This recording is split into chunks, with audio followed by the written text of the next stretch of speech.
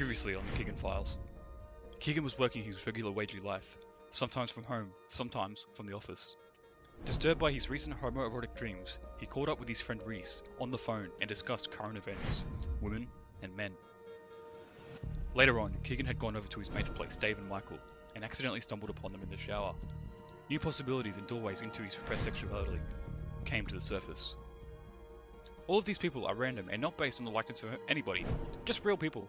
In this alternative universe, whose first names could refer to anybody and is up to the audience to interpret the characters however they perceive. Anyways,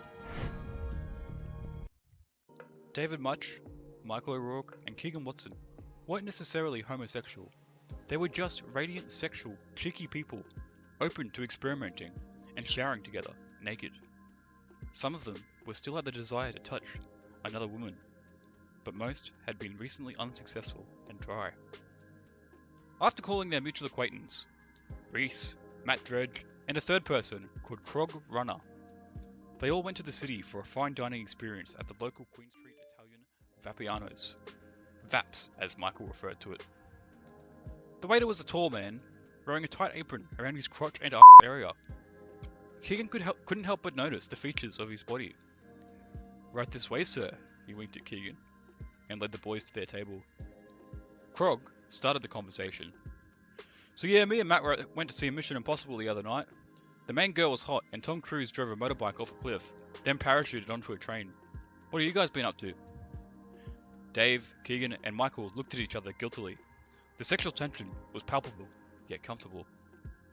"Just played some tabletop games and discussed AI tech," said Dave, sheepishly. They ordered food. Keegan had a creamy carbonara pasta. "What's wrong, Keegs?" said Dave. "It's not the same. In Africa, we used to add the zebra and the gorilla meat for the extra flavor." I like rice," replied Dave. O'Rourke tried to lighten things up.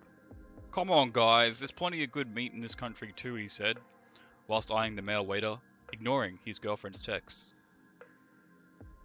"I'll be right back, boys," said Reese. "Need a ciggy." He went outside. "Reese hasn't been the same since his injury," said Matt. "He used to do big heals and flex about it, as if people actually care about healing meters and logs. Now, he's lost his spirit." "Oh, he'll be right. He's a good man," said Craig. "Just went a bit too tryhard at an overrated RPG that dies off after you get to endgame." "What's going on with you, Matt?" asked Krog. "A bit weird that you posted your art project to Instagram last night." "Well, Krog, it is my Instagram.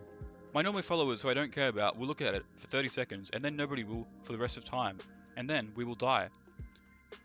And any people that may or may not be depicted in said artwork would have inner peace that nothing in the imaginary online world should affect their emotional state. If it does, they are a beta. I view all of my friends equally and make no distinction between close friends and followers. It's not that deep, Krog. There's more controversial things in the world, and being offended on behalf of other people is cringe. Surely, you know that." "You're right once again, Matt. Sorry for not believing in you. Your taste in early 2000s music and TV shows are good too." "Anyways, how's work?" asked Matt. "I don't work, Matt. I have a series of custom programmed AI bots integrated with ChatGPT working for me. I have an artificial voice bot of myself in a meeting right now." "I say we all head back to Keegan's place," said Dave. Michael agreed.